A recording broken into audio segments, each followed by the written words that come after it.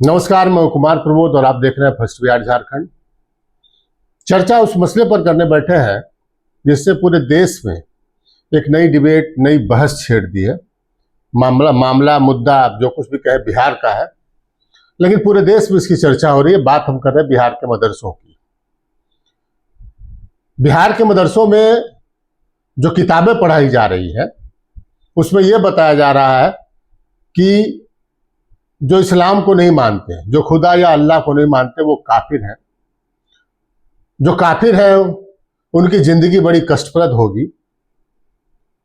कहा यह जा रहा है कि बिहार के मदरसों में पाकिस्तान में छपी किताबें पढ़ाई जा रही है। और यह आरोप लगाया है राष्ट्रीय बाल अधिकार संरक्षण आयोग के अध्यक्ष प्रियांक कानूनगो ने। और प्रियांक कानूनगो के इस आरोप के बाद पूरे देश में नई बहस छिड़ी है कि मदरसों में क्या पढ़ाया जा रहा है और क्या पढ़ाया जाना चाहिए। बिहार के मदरसों में क्या कुछ हो रहा है। हम आज इस मसले पर, आज इस मुद्दे के एक एक चीजों को आपको बताएंगे, हर एक पहलू को आपको समझाएंगे। लेकिन सबसे पहले हम आपको अभी से करीब 7 महीने पहले ले चलते हैं। 13 फरवरी 2024 की बात है, इसी साल की बात है। बिहार के वित्त मंत्री और बिहार के डिप्टी सीएम, बिहार बीजेपी के तत्कालीन सीईओ, यानी जिनके हाथ में बीजेपी प्रदेश अध्यक्ष की कुर्सी हो, जिनके हाथ में डिप्टी सीएम नंबर 1 की कुर्सी हो, सम्राट चौधरी ने बिहार विधानसभा में बिहार का बजट पेश किया था। सम्राट चौधरी का बजट जो है उसको हमने पूरा पढ़ा है और पूरा पढ़ने के बाद आपको एक जानकारी दे रहे हैं। वो जानकारी शायद आपको नहीं होगी। सम्राट चौधरी ने अपने बजट में ये बताया, जो बजट हाउस में ले की गई, जो बजट हाउस जो सदन में रखी गई, जुबानी नहीं बताया। जुबानी तो वो बजट का एक हिस्सा पढ़ के बैठ गए, लेकिन बिहार के विधानसभा में जो किताब रखी गई, जो बजट को लेकर पूरी जानकारी दी गई, उसमें यह बताया गया कि जो साल खत्म हुआ, वित्तीय वर्ष में पैसा खर्च का हिसाब किताब दिया जाता है, जो साल 2023 के अप्रैल में शुरू होकर 2024 के मार्च में खत्म हुआ, उस साल में बिहार सरकार ने मदरसों को, बिहार के मदरसों को 1780 करोड़ 1780 करोड़ रुपए की मदद दी। ये गैर सरकारी मदरसे हैं जिनको सरकार से कोई वास्ता नहीं है, जहां पर सरकार शिक्षकों की नियुक्ति नहीं करती है, वैसे मदरसों को सरकार ने 1780 करोड़ 93 लाख, यानी आप इसको कह सकते हैं 1781 करोड़ रुपए की मदद की। इसके अलावा सरकार का एक अपना सरकारी मदरसा है। सरकारी मदरसा जो है मदरसा इस्लामिया शमसुल हुदा है, वहां पर सरकार ने 2 करोड़ रुपए से ज्यादा खर्च किए। और इसके अलावा सरकार का एक बिहार राज्य मदरसा शिक्षा बोर्ड है, अच्छा खासा पैसा सरकार ने उस पर खर्च किए। ये सम्राट चौधरी ने बिहार विधानसभा को जानकारी दी बजट के जरिए, और सम्राट चौधरी ने इन्हीं मदरसों को देने के लिए फिर से पैसे का प्रावधान किया। बिहार बीजेपी के तत्कालीन अध्यक्ष, जिनके इशारे पर बीजेपी चल रही थी, जिनके बारे में कहा जा रहा है वो मुख्यमंत्री पद के दावेदार हैं, उन्होंने बिहार के मदरसों के लिए पैसे का प्रावधान किया बिहार के बजट में। और अब जब बीजेपी के नेता देश भर में कहीं मदरसों को लेकर कुछ बोलते हैं तो हमारे कानों में घंटियां बजती है, हम हैरान परेशान होते हैं। मतलब न दामन पे कोई दाग, न खंजर पे कोई छीट, तुम कत्ल करे हो कि करामात करे हो। शीशे की अदालत है, पत्थर की गवाही है, कातिल ही या मुजरिम है, कातिल ही सिपाही है। मतलब आरोप भी आप लगाए, गिरिराज सिंह आकर कहें कि मदरसों में राष्ट्र विरोधी गतिविधियां हो रही है, और सम्राट चौधरी मदरसों के लिए पैसे का प्रबंध करे बिहार के बजट में। तो बीजेपी को कम से कम बिहार के मदरसों को लेकर, बीजेपी और बीजेपी से जुड़े संगठनों के नेताओं को कम से कम बिहार के मदरसों को लेकर कुछ बोलने की जरूरत नहीं है। क्योंकि बीजेपी के राज में बिहार के मदरसों को किस तरीके से मदरसों का पैसा लगातार बढ़ाया जाता रहा, और किस तरीके से बिहार के मदरसों को जो है एक तरीके से कहें कि आप उसको सरकारी प्रश्रय मिला, ये पूरी कहानी हम आपको सुनाएंगे। बिहार के मदरसों में क्या हो रहा है, और राष्ट्रीय बाल अधिकार संरक्षण आयोग के अध्यक्ष ने जो सवाल उठाया है, उसका एक एक पॉइंट, एक एक चीज हम आपको बताएंगे। जिन चीजों की जानकारी आपको नहीं होगी, हर एक चीज बताएंगे। सबसे पहले हम बता दें कि प्रियंक जो कानूनगो हैं, उन्होंने कल एक ट्वीट किया, सोशल मीडिया प्लेटफॉर्म एक्स पर उन्होंने ट्वीट किया और उसके बाद बवाल नया मचा है। उन्होंने बताया कि बिहार के मदरसे में जो सरकारी फंडिंग से मदरसा चल रहा है, सरकार के पैसे से मदरसा चल रहा है, उसमें तालीमुल इस्लाम और ऐसी किताबें पढ़ाई जा रही है जिनमें गैर इस्लामिकों को यानी गैर मुसलमानों को काफिर बताया गया है। इन मदरसों में हिंदू बच्चों को भी जो है वो पढ़ाया जा रहा है, लेकिन सरकार मांगने पर भी सूचना इसकी नहीं दे रही है। प्रियंक कानूनगो ने बताया कि जो मदरसों के लिए प्रिस्क्राइब किताब है वो पाकिस्तान में छपवाई जाती है और ये कुल मिलाकर जो है ऐसी स्थिति है कि मदरसा बोर्ड को जो है भंग कर देना चाहिए और उसके बाद पूरे देश में नई बहस चल पड़ी।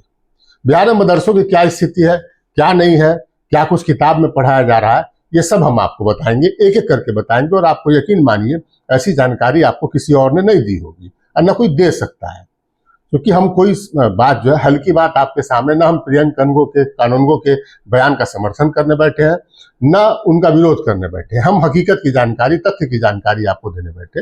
सबसे पहले हमने प्रियंक कानूनगो के इस बयान के बाद, इस आरोप के बाद, हमने पूरे बिहार राज्य मदरसा बोर्ड के पूरे सिस्टम को चेक किया, पूरी जांच पड़ताल की और उसके बाद जो तथ्य सामने निकल कर आए वो तथ्य हम आपके सामने रखने जा रहे हैं। सबसे पहली बात कि बिहार में मदरसा एजुकेशन बोर्ड किस तरीके से काम करता है ये आपको समझिए। बिहार में एक मदरसा एजुकेशन बोर्ड है जो मदरसों का पाठ्यक्रम तय करता है, एक तरीके से उनके प्रशासनिक काम काज पर नजर रखता है। मदरसों की क्या स्थिति है, देखिए बिहार में जो मदरसा एजुकेशन बोर्ड है वहां पर 3000 से ज्यादा मदरसे जो है रजिस्टर्ड है, यानी बिहार में 3000 से ज्यादा सरकारी मान्यता प्राप्त उनको कह सकते हैं मदरसे चल रहे हैं, यानी सरकार जिनको रिकॉग्नाइज करती है, रजिस्टर्ड है सरकार से।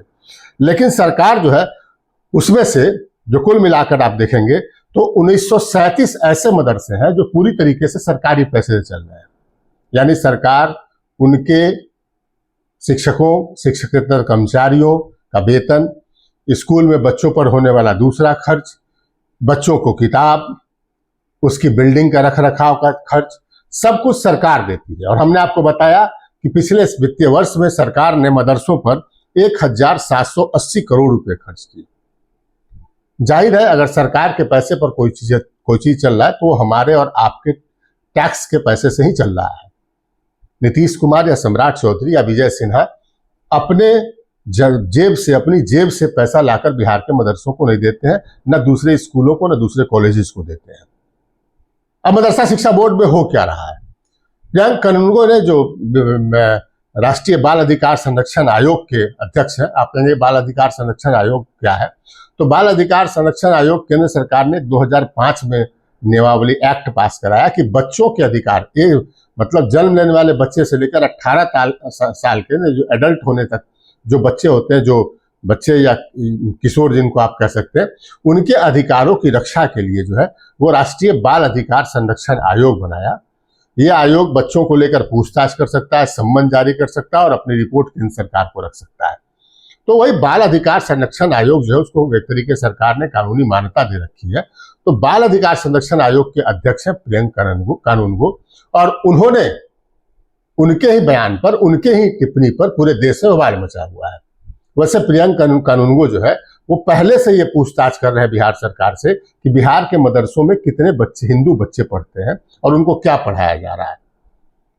हमारे पास उनका मई महीने का भी लेटर है बिहार राष्ट्रीय बाल अधिकार संरक्षण आयोग का, जिसमें बिहार सरकार से ये जानकारी मांगी गई थी कि आप बताइए कि बिहार के मदरसों में कितने गैर मुस्लिम बच्चे पढ़ते हैं, मतलब मुस्लिम के अलावा हिंदू हो, सिख हो, जैन हो, पारसी हो, बौद्ध हो, कितने तादाद में पढ़ते हैं। और बिहार सरकार ने, प्रियंक कानूनगो का कहना है कि आज तक बिहार सरकार ने उसका जवाब नहीं भेजा है और न बताया है कि कितने हिंदू बच्चे पढ़ते हैं।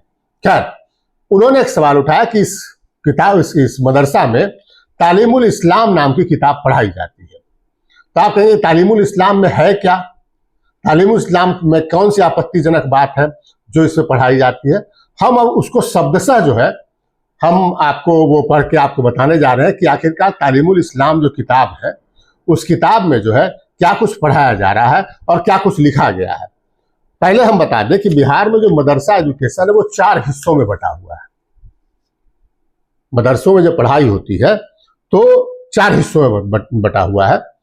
पहली क्लास से 5वीं क्लास तक जो पढ़ाई होती है उसको तहतानिया कहते हैं। क्लास 6 से लेकर 8 तक जो पढ़ाई होती है उसको वस्तानिया कहते हैं। क्लास 9th और 10th में जो पढ़ाई होती है उसको फौकानिया कहते हैं। और क्लास 11 और 12 में जो पढ़ाई होती है उसको मौलवी कहते हैं। तो तहतानिया जो है, जो सबसे निचला लेवल 1 से लेकर 5 तक के क्लास में, उसमें क्लास 2 के बच्चों को किताब पढ़ाई जाती है तालीमुल इस्लाम, मतलब इस्लाम की तालीम। और ये जो पूरी किताब है ना, ये किताब सवाल जवाब के शक्ल में है। इसमें कोई कोर्स नहीं है, इसमें सवाल दिया गया है, उसका जवाब फिर उसी किताब में बताया गया है और बच्चों को उनको याद करना होता है। तो क्लास 2 के दूसरी क्लास के बच्चों को क्या पढ़ाया जाता है वो हम आपको जो है वो आपको हम पढ़ के शब्दशः, इसमें कोई लाग लपट नहीं, कुछ भी नहीं, सिर्फ हम शब्दशः पढ़ के आपको सुनाने जा रहे हैं कि क्या कुछ जो है वो पढ़ाया जा रहा है। इसमें सवाल पूछा गया है कि अल्लाह ताला ने दुनिया को किस चीज से पैदा किया। जवाब इसका दिया गया है अपनी कुदरत और अपनी हुक्म से पैदा किया। सवाल इससे पूछा गया है कि जो लोग अल्लाह को नहीं मानते हैं उन्हें क्या कहते हैं। जवाब दिया गया है कि जो लोग अल्लाह को नहीं मानते हैं उन्हें काफिर कहा गया है। सवाल इस किताब में पूछा गया है कि जो लोग खुदा ताला के सिवाय दूसरे और चीजों की पूजा करते हैं या 2-3 खुदा की पूजा करते हैं उनको जो है वो क्या कहा जाता है। ये सवाल है कि जो लोग, हम एक बार फिर से आपको पढ़ बता दें, जो लोग खुदा ताला के सिवा और किसी की पूजा करते हैं या फिर 2-3 जो है वो खुदा की पूजा करते हैं उनको क्या कहा जाता है। यह सवाल इससे पूछा गया है और उसका जवाब भी दिया गया है कि ऐसे लोगों को काफिर और मुशरिक कहा जाता है, कहते हैं। फिर सवाल इससे पूछा गया है मुशरिक बख्शे जाएंगे या नहीं। मुशरिकों को बख्शा नहीं जाएगा, छोड़ा नहीं जाएगा, वह हमेशा तकलीफ और अजाब, दुख में रहेंगे। दूसरी क्लास के बच्चों को बिहार के सरकारी मदरसों में ये शिक्षा दी जा रही है। ये किताब है तालीमुल इस्लाम, आप हमारे स्क्रीन पर देख रहे हैं वो पाठ पोर्शन जिसमें कि ये दिया गया है कि क्या कुछ पढ़ाया जा रहा है। ये तालीमुल इस्लाम का हिंदी वर्जन हमने निकाला है। पढ़ाया वहाँ उर्दू में जाता है लेकिन हमने हिंदी वर्जन निकाला और हिंदी वर्जन में क्या कुछ है ये किताब आप पढ़ सकते हैं। प्रियंका लोगों ने इसी सवाल को उठाया कि तालीमुल इस्लाम पढ़ाया जा रहा है कि जो अल्लाह को नहीं मानते, जो खुदा को नहीं मानते, वो काफिर हैं, काफिर या मुशरिक है। जो मुशरिक हैं उनको जो है बख्शा नहीं जाएगा, वह हमेशा तकलीफ और अजाब, दुख में रहेंगे। ये उस संस्थान में पढ़ाया जा रहा है, उस मदरसे में पढ़ाया जा रहा है जिसको सरकार पैसा दे रही है। सवाल आपके ऊपर छोड़ते हैं, ये किस तरह के जायज है, ये कितना जायज है कि आम लोगों का टैक्स का पैसा लेकर सरकार ऐसी पढ़ाई पढ़ाए। बिहार में हम आपको बता दें, आप पूछें कि मदरसों की हालत क्या है, तो हमने आपको बताया कि 3000 से ज्यादा मदरसे बिहार में जो सरकार के पास रजिस्टर्ड है, जिसमें से 1937 को जो है सरकार सारा खर्च वहन करती है। और ये मत समझिएगा कि उनके टीचर्स को जो है वो मामूली सैलरी मिलती है। सरकारी शिक्षकों के मुताबिक उनके टीचर्स को, उनके कर्मचारियों को सैलरी मिलती है। बिहार सरकार ने अपने खजाने से पिछले वित्तीय वर्ष में 1781 करोड़ लगभग, और उसमें और अगर एक सरकारी मदरसा इस्लामिया शमसुल हुदा को जोड़ लें तो ये खर्च और बढ़ जाएगा, वहाँ अलग से सरकार खर्च करती है। जो गैर सरकारी मदरसे जिनका कोई कंट्रोल नहीं है, सरकार उनको जो है पैसा सिर्फ देती है, वहां पर है वो मदरसे जो है 1937 है। 7 लाख से बच्चे, सरकारी आंकड़े बताते हैं कि 7 लाख से ज्यादा बच्चे जो है इन मदरसों में पढ़ते हैं। जो सरकारी रजिस्टर्ड मदरसा है, जो गैर रजिस्टर्ड मदरसा है वहां कितने पढ़ते हैं इसकी जानकारी नहीं, उसके पाठ्यक्रम पर सरकार का जो है वो कोई नियंत्रण नहीं है। इन मदरसों में 15,000 से ज्यादा टीचर हैं, जिनमें से 12,000 टीचर कम से कम ऐसे हैं जिनको बिहार सरकार पैसा देती है और बिहार सरकार के पैसे पर वो वहां पढ़ाते हैं। पढ़ाते क्या है ये हमने आपको बताया कि जो लोग खुदा को नहीं मानते हैं वो काफिर हैं, जो खुदा के बजाय एक खुदा के बजाय 2-3 खुदा की पूजा करते हैं वो काफिर और मुशरिक कहलाते हैं। मुशरिक बख्शे नहीं जाएंगे, वो हमेशा तकलीफ और अजाब में रहेंगे, ये पढ़ाते हैं। इस किताब पर पूरी बहस छिड़ी प्रियंका रनगो के ट्वीट के बाद, और उसके बाद जो है मदरसा बोर्ड की सफाई लगातार आ रही है। अब हम आपको बताते हैं कि बिहार सरकार में से बिहार सरकार की ओर से अनऑफिशियल सफाई आई है। कुछ मीडिया हाउसेस को ये बताया गया कि ये मदरसों का जो पाठ्यक्रम जो है वो यूनिसेफ, संयुक्त राष्ट्र संघ है, सारे वर्ल्ड के सारे कंट्री का संघ संयुक्त राष्ट्र संघ है, यूएन, यूनाइटेड नेशंस जिसको कहते हैं, उसकी एक संस्था है यूनिसेफ, बच्चों के अधिकार की रक्षा करने वाली संस्था है यूनिसेफ। बिहार राज्य मदरसा बोर्ड के पूर्व अध्यक्ष अब्दुल कयूम अंसारी की एक सफाई एक उर्दू का में बयान आया है, और उसमें उन्होंने कहा कि मदरसों में जब वो एक दौर में जब वो मदरसों के अध्यक्ष हुआ, बिहार राज्य मदरसा बोर्ड के अध्यक्ष हुआ करते थे, तो मदरसों में आधुनिक पाठ्यक्रम के लिए उन्होंने यूनिसेफ के सहयोग से जो है वो हम मदरसों का पाठ्यक्रम सिलेबस तैयार कराया था, और ये उस सिलेबस का हिस्सा है। कहानी हम आपको सुनाते हैं, हुआ क्या। दरअसल 2018 में बिहार में यूनिसेफ एक ऐसी संस्था है जिसका पूरे वर्ल्ड के सारे कंट्रीज में जो है वो ब्रांचेज है, वो काम करती है, सरकार भी पैसा देती है, यूनाइटेड नेशन से पैसा मिलता है, और उसका एक नियम होता है कि जो उसके प्रमुख होते हैं ना वो बाहरी विदेश के लोग होते हैं। जैसे बिहार में अगर कोई यूनिसेफ का प्रमुख आएगा तो वो इंडियन नहीं होगा, वो दूसरे कंट्री का होगा। तो बिहार में 2018 में यूनिसेफ के जो बिहार के फील्ड ऑपरेशंस के चीफ यानी यूनिसेफ के प्रमुख हुआ करते थे, उनका नाम था जनाब असदुर रहमान।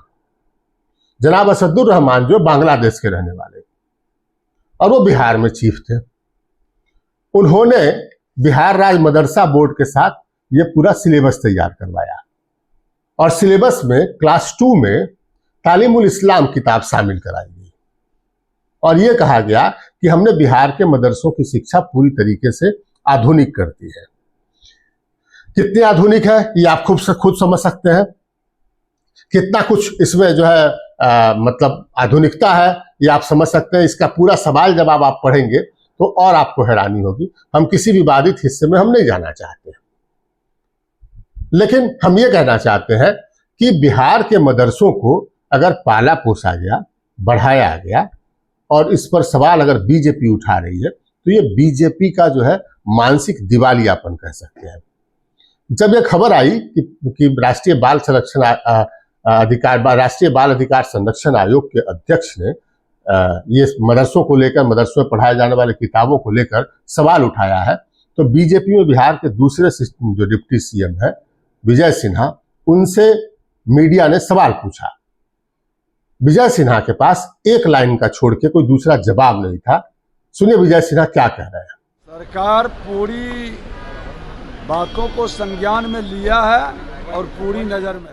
तो आपने सुना, एक लाइन का जवाब कि सरकार के संज्ञान में है मामला, उसके पास उसके अलावा दूसरा कोई जवाब उनके पास नहीं था।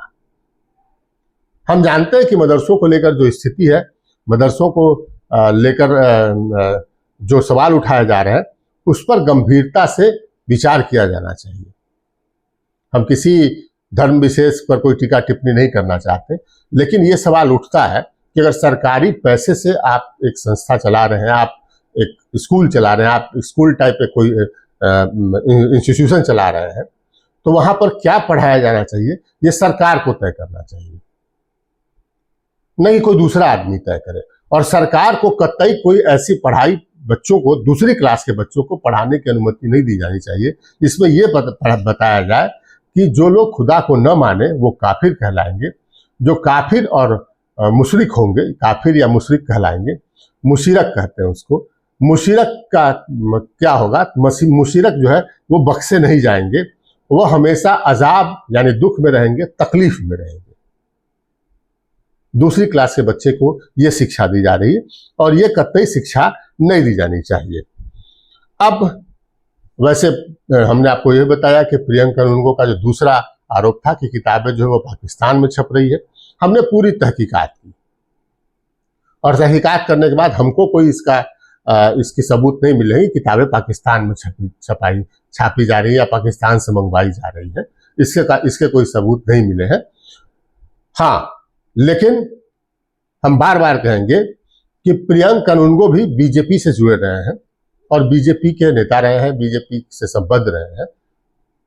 उनके ट्विटर हैंडल पर, उनके या एक्स हैंडल पर जाइए, ट्विटर तो पुराना शब्द हो गया, अब एक्स हैंडल पर जाइए तो वो नरेंद्र मोदी से लेकर केंद्रीय गृह मंत्री अमित शाह के बयानों को लगातार रीट्वीट करते रहते हैं। तो प्रियंक कानूनगो को सवाल उठाने से पहले ये सोचना चाहिए कि बिहार में बीजेपी की साझेदारी वाली सरकार है और एक ऐसी सरकार है जिसमें बीजेपी के विधायकों की संख्या सबसे ज्यादा है।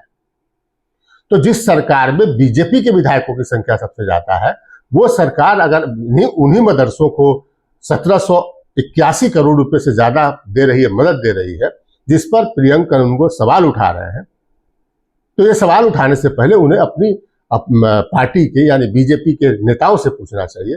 बिहार बीजेपी के वित्त मंत्री से यानी डिप्टी सीएम सम्राट चौधरी से पूछना चाहिए कि आखिरकार वो बजट में इतने पैसे का प्रावधान क्यों कर रहे हैं। और आज से नहीं, बिहार में बीजेपी जब 2005 में नीतीश कुमार के साथ सत्ता में आई, बीजेपी के वित्त मंत्री ही, जब भी नीतीश कुमार के साथ बीजेपी रही, सर्टेन पीरियड एक रहा जिसमें 2013 से लेकर 2017 तक 4 साल आप छोड़ दीजिए उसको, और फिर 2022 से लेकर 2024 के शुरुआत तक 22 मतलब 1-1.5 साल की सरकार थी। इन पीरियड को छोड़िए तो बीजेपी के वित्त मंत्री रहे, चाहे वो स्वर्गीय सुशील मोदी हो, फिर बाद में तारकिशोर प्रसाद हो और अभी सम्राट चौधरी हो। तो आखिरकार इन वित्त मंत्रियों ने मदरसों के लिए पैसे जारी क्यों किए? सम्राट चौधरी कलम मदरसों के लिए पैसे जारी करने के समय क्यों नहीं रुके? सवाल बीजेपी पर सबसे ज्यादा उठता है। और ना ये ऐसी स्थिति नहीं चल सकती है कि हम इधर भी रहेंगे हम उधर भी रहेंगे। हमारे दोनों हाथ में लड्डू, हम मदरसों पर सवाल भी उठाएंगे और मदरसों को पैसे भी देंगे। अगर मदरसों पर सवाल बीजेपी उठा रही है तो उसे अपने गिरबान के अंदर सबसे पहले झांकना चाहिए। क्योंकि बिहार बीजेपी के नेता है और केंद्रीय मंत्री है, हिंदू हृदय सम्राट गिरिराज सिंह लगातार बिहार के मदरसों को लेकर सवाल उठाते हैं। भैया, सवाल उठाने से पहले अपने गिरबान में झांकना चाहिए, अपना दामन देखना चाहिए। हमारा सवाल, सबसे प्रमुख सवाल जो यही है कि बीजेपी को और बीजेपी से जुड़े संगठनों को बिहार के मदरसों पर सवाल उठाने का हक है? जवाब एक शब्द का है, नहीं है। बीजेपी अगर ये मानती है कि मदरसों की शिक्षा गलत है तो वित्त मंत्री उसके हैं।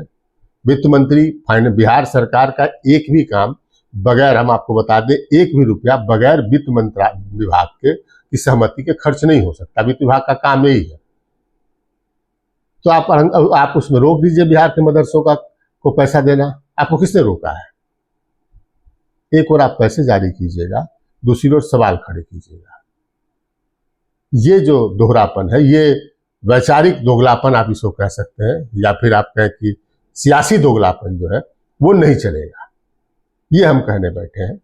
बाकी बिहार के मदरसों में क्या सब पढ़ाया जा रहा है और कितने बच्चे, हिंदू बच्चों को ये पढ़ाया जा रहा है, गैर मुस्लिम बच्चों को ये पढ़ाया जा रहा है, ये जांच का विषय है। और चूंकि बीजेपी अब कह रही है, बीजेपी के एक डिप्टी सीएम कह रहे हैं कि हम इस पर जो है वो मतलब सरकार के संज्ञान में मामला आया है, तो उम्मीद करते हैं कि बीजेपी कम से कम इतना गट्स, इतना साहस दिखाएगी कि वो बिहार के मदरसों की जांच करवाएगी। वो नीतीश कुमार पर दबाव बनाएगी कि मदरसों में क्या पढ़ाया जा रहा है। और अगर आप दबाव नहीं बनाते हैं तो आपको बोलने का कोई हक नहीं है। ये स्थिति है पूरे बिहार में जो सियासत चल रही है, बिहार में पूरे देश में जो सवाल उठ रहे हैं बिहार के मदरसों को लेकर, उसकी देखते हैं आगे आगे क्या होता है। जो होता है वो हम आपको बताएंगे। फिलहाल में दीजिए इजाजत। नमस्कार।